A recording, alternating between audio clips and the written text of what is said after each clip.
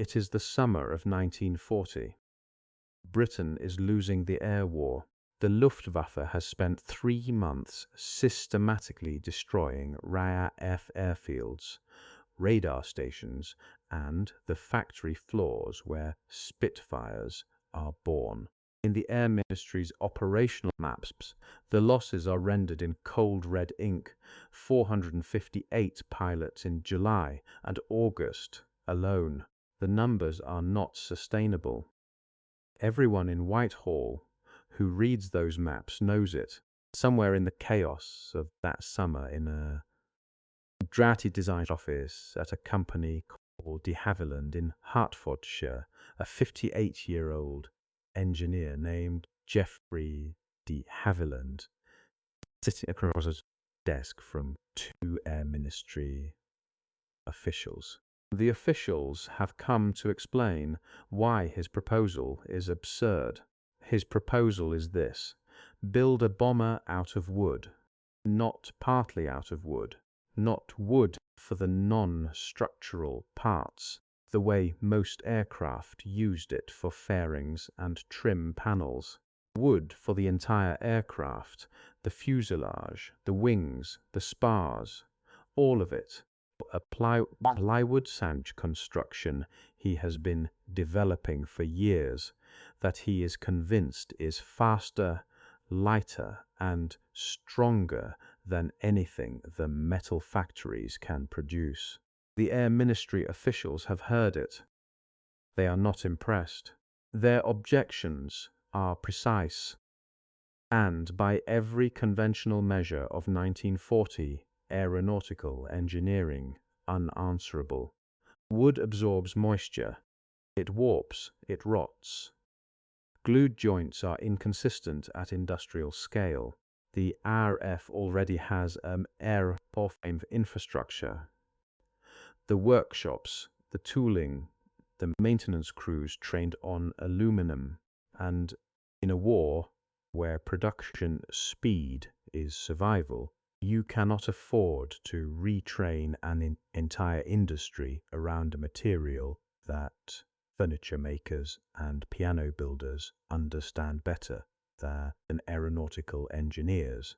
One of the officials reportedly tells de Havilland, in terms he will not easily forget, that the proposal is something from another age. Havilland disagrees. He does not disagree politely. He disagrees with 20 years of data behind him, with a prototype he is already building in secret, and with a mathematical certainty that the men across the desk do not yet have the numbers to challenge. Here is the question this story turns on. The de Havilland DH-98 Mosquito, the aircraft that emerges from that argument, from that impossible material choice, from that room where a man refuses to back down, becomes the fastest operational aircraft in the RAF, the most versatile, the one Goering calls the wooden wonder in a speech dripping with barely concealed envy, the one Luftwaffe night fighters never reliably catch, the one that flies the pathfinder missions that make precision bombing possible, the one that in certain variants cannot be intercepted at all. How does a decision that every conventional engineer in Britain called wrong in 1940 produce the plane the Luftwaffe cannot stop in 1944? To answer that, we have to go back further than 1940. We have to go back to a philosophy of construction that Geoffrey de Havilland had been developing for most of his career, and to a material that, when you understand it properly, was never the weakness his critics assumed. This is the story of the impossible wood. Walk into the de Havilland design office in 1939 and ask what material they are building with. and you will get an answer that surprises you. They will not say wood. They will say Ecuadorian balsa, Sitka spruce from the Pacific Northwest, birch veneer laminated under heat and pressure, and a synthetic resin adhesive called casein that bonds the layers into a composite structure so geometrically precise that no two adjacent panels vary by more than the thickness of a human fingernail. What Geoffrey de Havilland had spent the 1930s developing was not wood in the way his critics meant the word. It was not the kind of wood you find in a doorframe or a windowsill or the hull of a rowboat.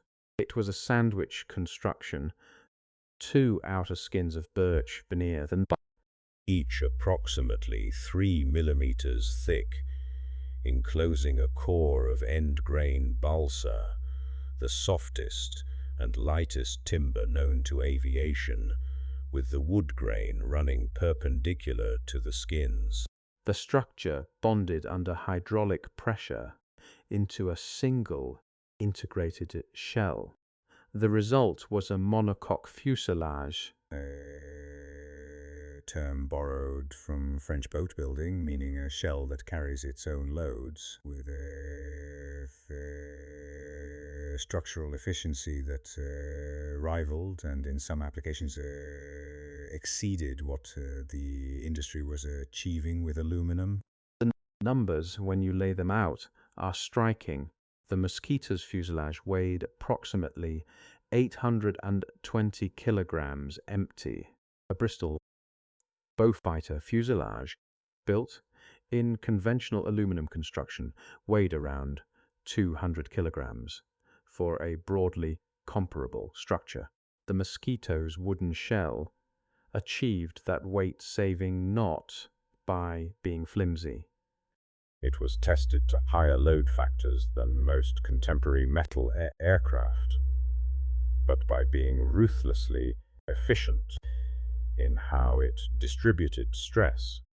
Balsa, when compressed end grain against the direction of loading, carries compressive loads as efficiently as balsa has any right to carry them. The cellular structure acts as a series of tiny columns, each one sharing the load. The birch veneer outer skins handle the tensile loads that the balsa core cannot. The adhesive layer transfers the shear between them. It is, in principle, the same logic that modern aerospace composites use.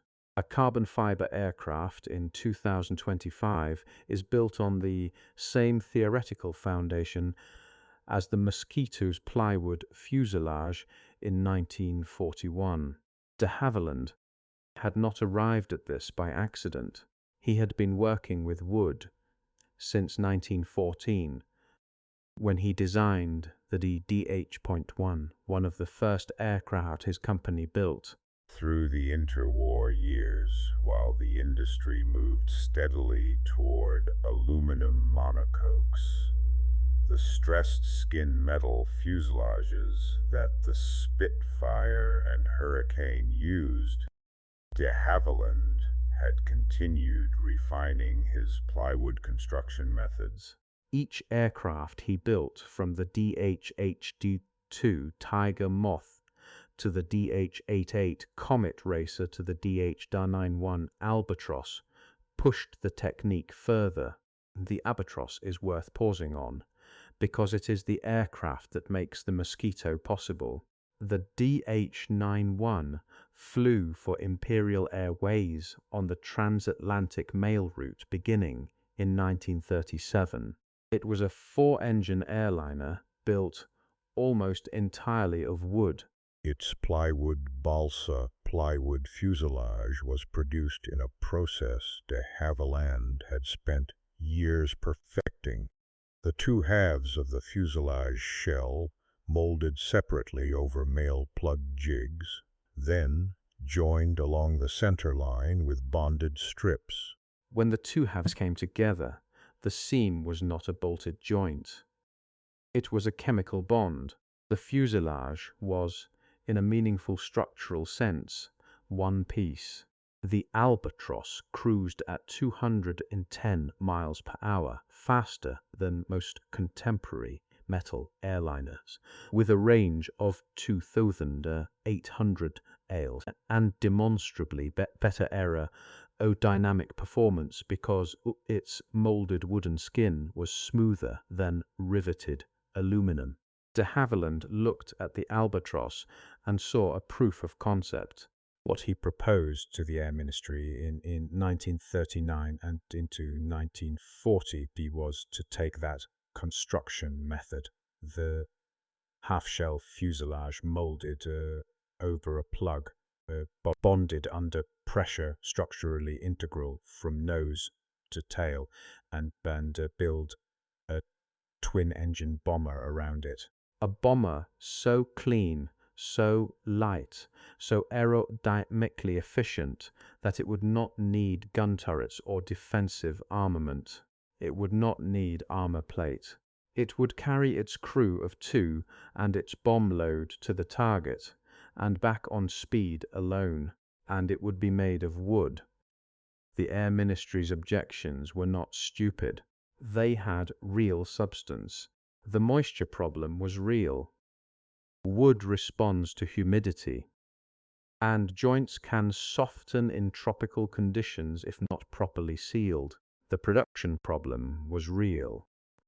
Britain's aeronautical industry had spent a decade converting to metal, and the specialist joiners and cabinet makers who understood laminated wood were employed in furniture factories, not aircraft plants.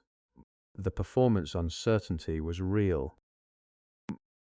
No one had built a high-performance combat aircraft this way before. Here is what the Air Ministry officials in that meeting did not fully understand. The craftsmen who could build the Mosquito were not in the aircraft industry.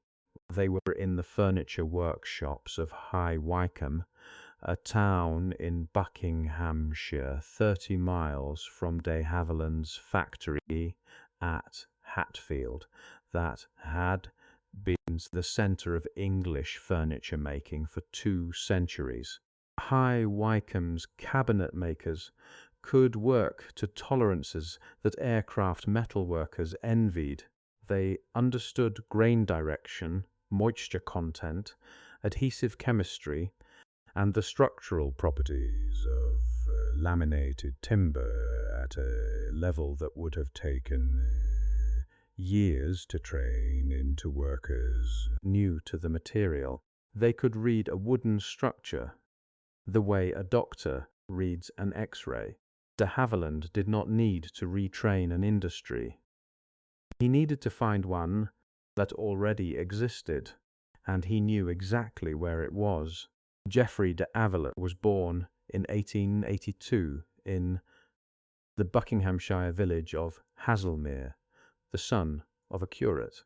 He was educated at Rugby, showed no particular distinction in the conventional curriculum, and by the age of 20 had developed a consuming interest in mechanical engineering that his family regarded with the same weary tolerance that ambitious English families of that period reserved for sons who wanted to be artists or musicians. He taught himself to fly in 1909. In an aircraft he had designed and built himself using money borrowed from his grandfather. The aircraft crashed on its first flight. He rebuilt it. It flew. He broke several bones in subsequent accidents over the next 2 years. He regarded this as an acceptable rate of return on the investment. By 1920, he had founded the de Havilland Aircraft Company at Stag Lane Aerodrome in North London. Later moving to Hatfield in Hertfordshire, the company's early work was light aircraft. The Moth series, which democratized private flying in Britain in the late 1920s, the way the Ford Model T had democratized motoring in America. The Tiger Moth, which became the RAF's primary trainer and which is still flying today at airfields across the world, is a de Havilland design. What distinguished him from most aircraft manufacturers of his generations was a commitment to doing the structural analysis himself. He was not a man who handed calculations to a department. He was a man who did the mathematics at his own desk and argued about them in person with whoever disagreed. His chief designer by the late 1930s was a quiet, careful engineer named Ronald, who had joined Havilland as a draftsman in 1921 and had risen through the design office by being, in the assessment of those who worked with him, the most precise structural mind in the company. When de Havilland committed to building the aircraft that would become the Mosquito, it was Bishop who turned the concept into a design. The specification de Havilland submitted to the Air Ministry in September 1939, before the war had properly started, before the false fall of France, before the Battle of Britain had demonstrated how badly Britain needed exactly what he was proposing, described an aircraft of extraordinary ambition. Twin engines, no defensive armament, a crew of 2 in a pressurized nacelle, a top speed of 400 miles per hour, faster than any Spitfire then flying, bomb load of 1,000 pounds, later to be dramatically increased, a range of 1,500 miles, and an all-wood primary structure assembled using the same bonded half-shell construction de Havilland had proven on the Albatross. The prototype, designated W405 was rolled out in its unpainted state at Salisbury Hall in November 1940, almost exactly a year after work had begun. It was yellow, The natural color of the birch veneer before paint was applied gave it a warmth that the aluminum Spitfires and Hurricanes sitting on RAF airfields did not have. Engineers who saw it for the first time reported that it looked organic in a way that unsettled conventional expectations. It looked, one observer said, like something that had grown rather than been built. On the 25th of November 1940, Geoffrey de Havilland's son, Geoffrey de Havilland Jr., who had become the company's chief test pilot, flew the prototype for the first time from Hatfield Aerodrome. He came down after 30 minutes and said, "It flew like a dream." The men who built this aircraft did not put their names on it. Geoffrey de Havilland's son, the first man who flew it, would die testing another de Havilland aircraft in 1946, before the full story of what his father had built was properly understood. Ronald Bishop, who designed the wing that made everything possible, never became a household name. If this story matters to you, if you think the engineers deserve to be remembered alongside the aircraft, hit the like button. It takes 1 second and it tells the algorithm to show this to more people who care about getting the names right. The prototype W450's first flight was on November 25, 1940. The official performance trials began in February 1941 at the Aeroplane and Armament Experimental Establishment at Boscombe Down. The numbers that came back were not what anyone had predicted, not what the Air Ministry officials who had rejected the proposal in 1939 had predicted, not what the aeronautical engineers who had submitted competing designs for the same specification had predicted, not, by most accounts, what de Havilland himself had fully predicted, despite his own confidence in his calculations. The prototype reached 388 miles per hour at 22,000 feet during its initial speed trials. For context, the Spitfire Mark I, Britain's most celebrated fighter, had a maximum speed of 362 miles per hour. The Hurricane was 316. The Bristol Beaufighter, the RAF's primary heavy fighter, was 330. The Heinkel He 111 bombers that had been striking British cities were around 250 miles per hour at altitude. Twin-engine bomber carrying a full bomb load and a crew of 2 was faster than Britain's fastest fighter. Not by a little, not within the margin of measurement error, but by a meaningful, operationally significant margin. The Mosquito's operational availability rate, the percentage of the time it was serviceable and available for operations, was consistently higher than comparable metal aircraft throughout the war. This fact is buried in the maintenance records and rarely appears in popular accounts, but to the ground crews who kept it flying, it was one of the most noticeable things about the aircraft. The aircraft that had been dismissed as a technological regression was outperforming the future. The wooden wonder, that is what Goering called it, and the phrase is so quotable that it has become the Mosquito's popular epitaph, as if the aircraft were a curiosity, a charming anachronism, something remarkable for what it was made of rather than what it could do.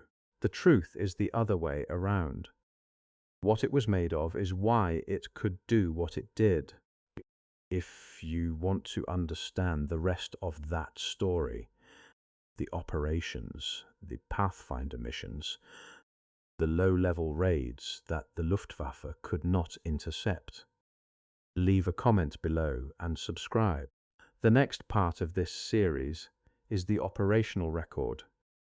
It is not a short list.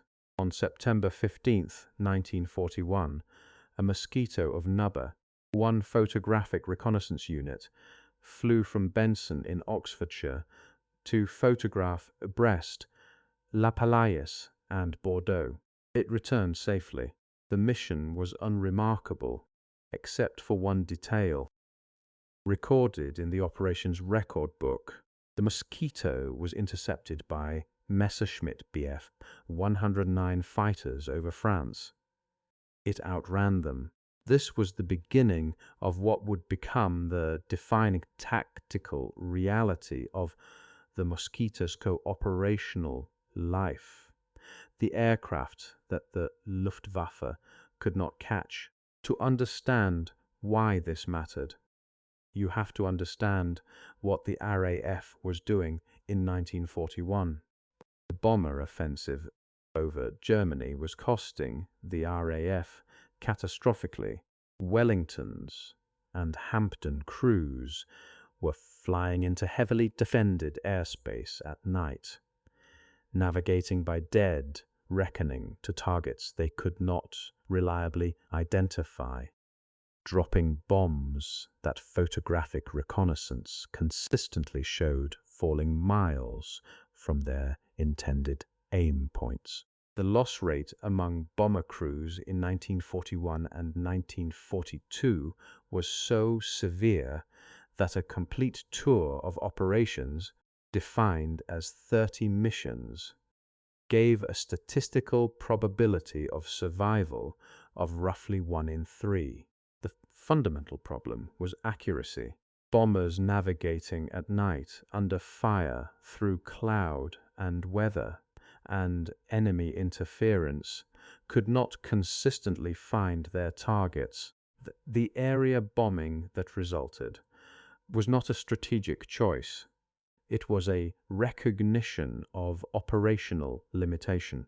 The solution, when it came, was the Pathfinder force established in August 1942 under Air Vice Marshal Donald Bennett. Pathfinder aircraft would precede the main bomber stream, identify the target by whatever means available, mark it with incendiary flares, and provide the aiming point that the following bombers needed. The logic was sound. The challenge was finding aircraft capable of flying into heavily defended German airspace, locating specific targets with precision instruments, and surviving to lay their markers. The aircraft chosen for this role was the Mosquito. It was chosen because it was the only aircraft that could go where the Pathfinders needed to go and come back. The numbers explain this.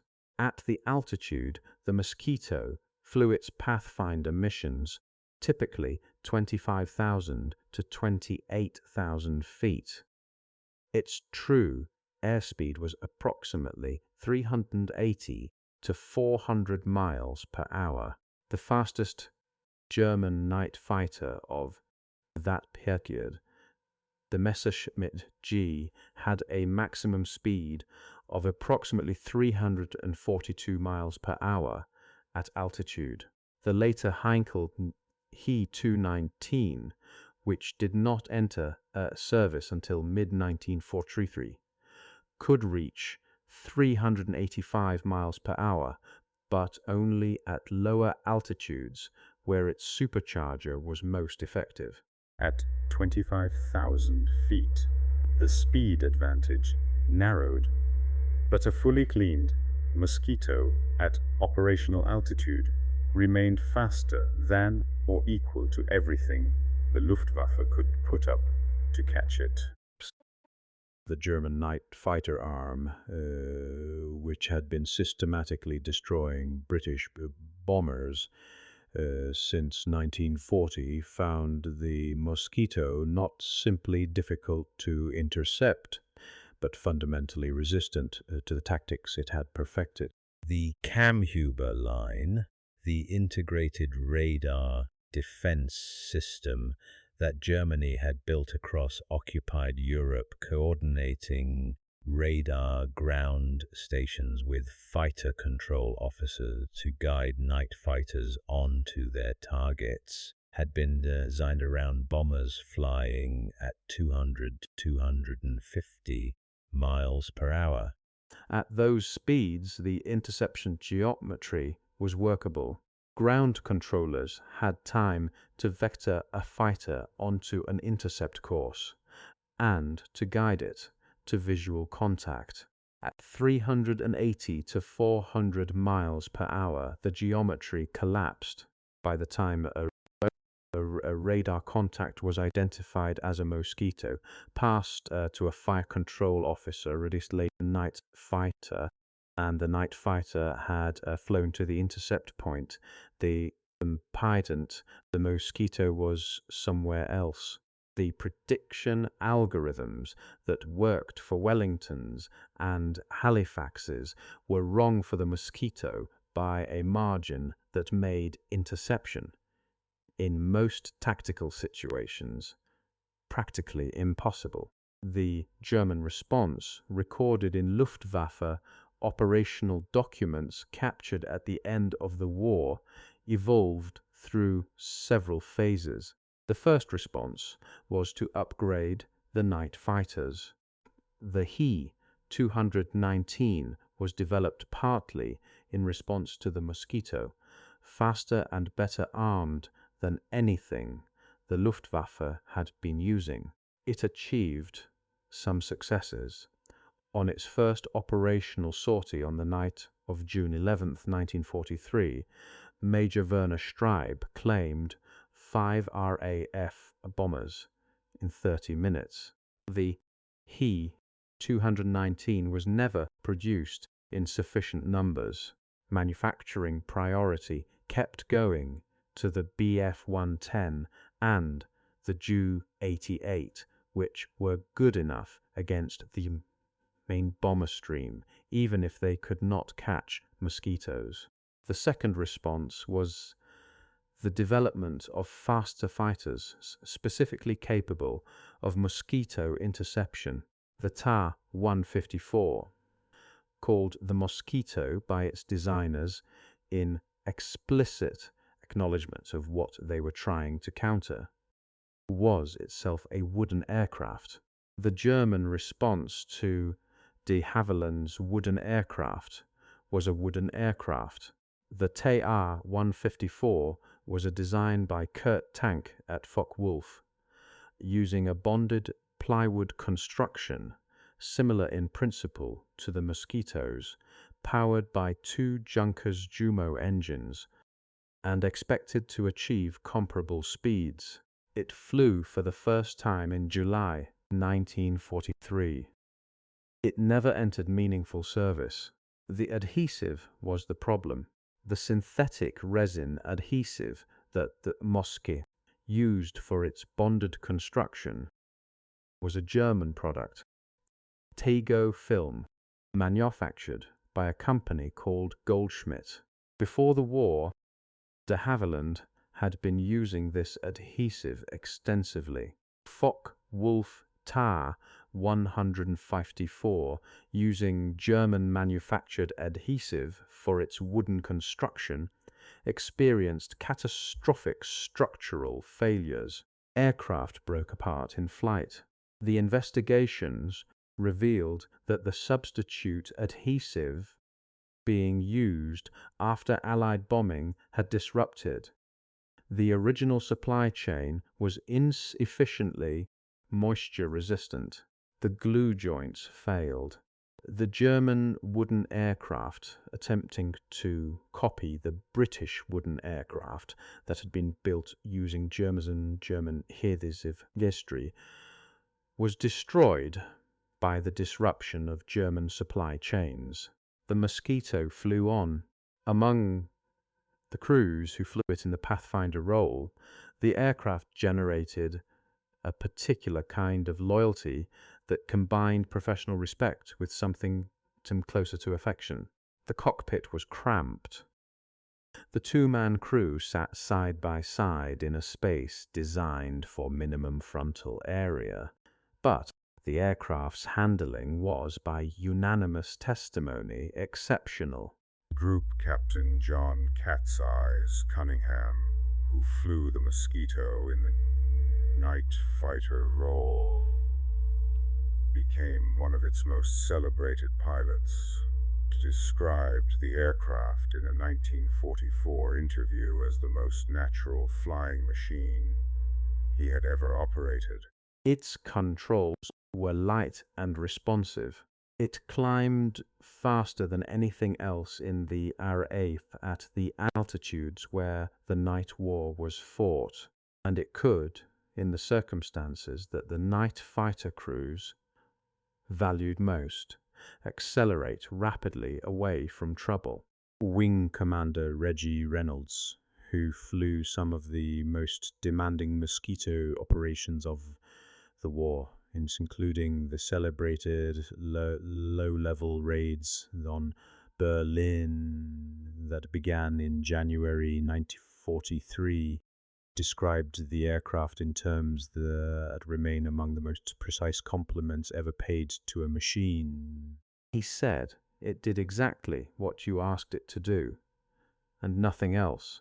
In an aircraft at night over a heavily defended city, he said, that is everything. The Berlin raids deserve particular attention because they represent the Mosquito's operational life at its most distilled. On January 30th, 1943, the 10th anniversary of Hitler's rise to power, Hermann Göring was scheduled to give a speech at noon from the Berlin Sportpalast. The German radio broadcast was to carry it live across the Reich. At 2 minutes past noon, the air raid sirens over Berlin sounded. 3 Mosquitoes of No. 105 Squadron had flown from their base in East Anglia, across the North Sea, over occupied Europe, to Berlin. They crossed the city at low level, dropped their bombs on the German capital, and were gone before the fighters scrambled to intercept them could establish contact. Göring's speech was delayed for 70 minutes. He gave it in the afternoon. The broadcast noted technical difficulties. No German fighters had caught the Mosquitoes. No German anti-aircraft fire had hit them. 3 aircraft made of wood had flown from England to Berlin and back in the middle of the afternoon and had suffered no losses. That evening, Reich Minister of Propaganda Joseph Goebbels wrote in his diary that the raid was extremely embarrassing. It demonstrated, he noted, the British habit of making a nuisance of themselves with precision. What Goebbels did not write, and what the German propaganda machine did not publish, was that the Luftwaffe had no answer to it. The aircraft that had done this was faster than the interceptors sent against it, had reached the target, achieved its objective, and departed at a speed the defense could not match. The wooden aircraft had done what no metal aircraft in RAF service could have done that afternoon. Step back and look at the whole picture. By the end of the war, 7,718 Mosquitoes had been built across factories in Britain, Canada, and Australia. They served in photographic reconnaissance, precision bombing, strikes, high-speed courier duties, anti-submarine patrols, and as carrier aircraft for early air-launched missiles. No other aircraft in any Air Force's service was used in as many different operational roles.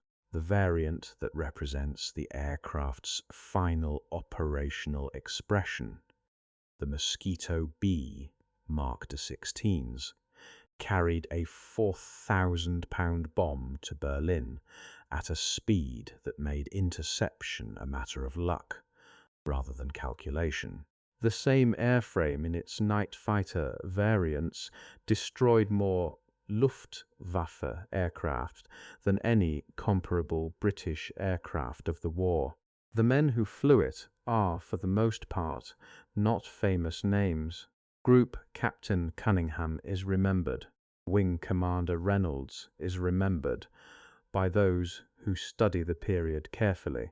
The navigators, the bomb aimers, the ground crew fitters who kept the wooden airframes serviceable through English winters and tropical humidity, and the accumulating punishment of repeated operational sorties.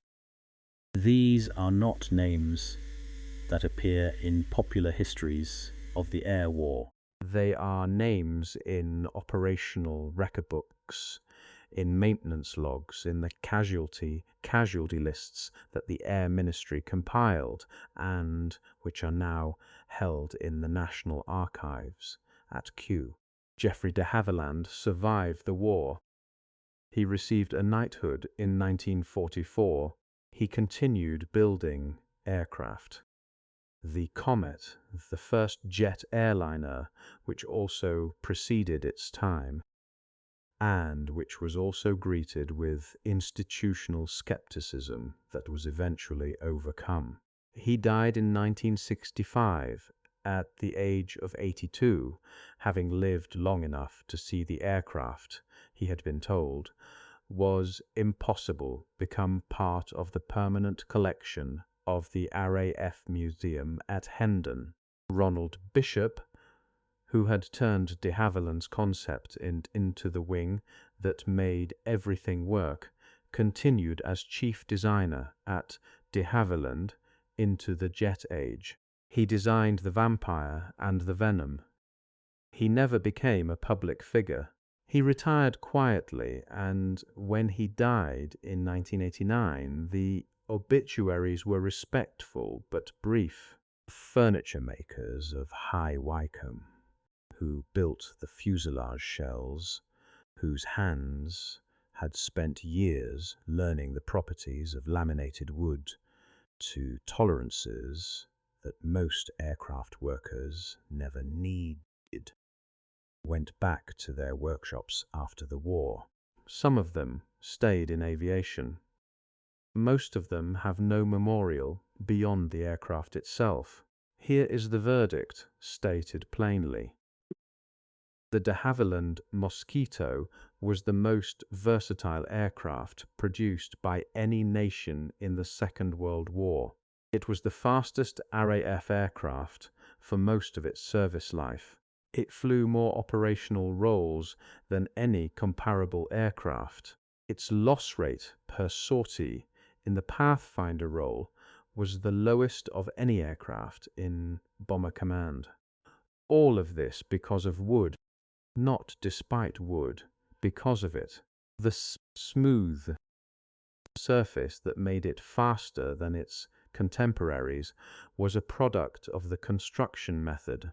The repairability that kept it in service at high availability rates was a property of the material.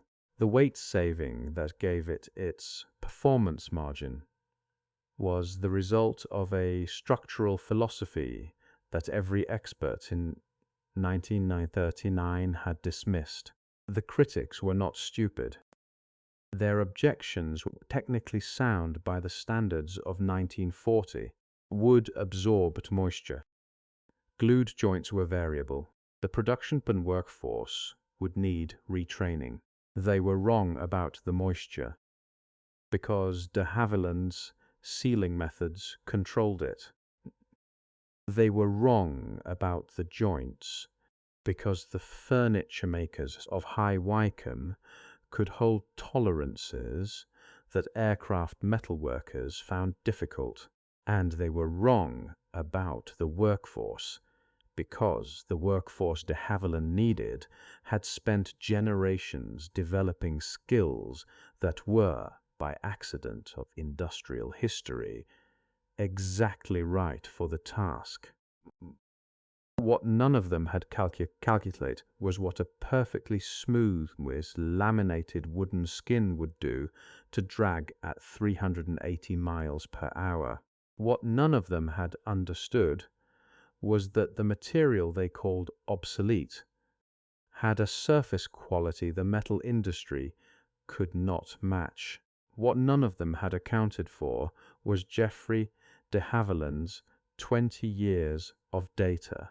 There is a particular kind of error that institutions make when they evaluate unconventional proposals. They assess the new idea against the problems of the conventional solution and find it wanting. Wood absorbs moisture, yes, more than metal. Glued joints are inconsistent, yes, at scales and tolerances that furniture makers had not yet achieved. The comparisons are accurate and the conclusion is wrong because the compare runs in only one direction. It asks whether the new material meets the standards of the old. It does not ask whether the new material has properties the old material cannot match at all.